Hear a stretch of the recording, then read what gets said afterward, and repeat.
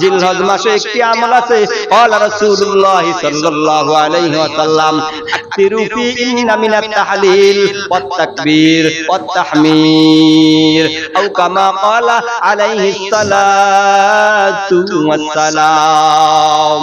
এক নম্বর হলো আকতিরু ফি ইন্না মিনাত তাহলিল, বেশি বেশি পাঠ করা লা ইলাহা ইল্লাল্লাহ ওয়াত তাকবীর আল্লাহু আকবার ওয়াত তাহমীর আলহামদুলিল্লাহ।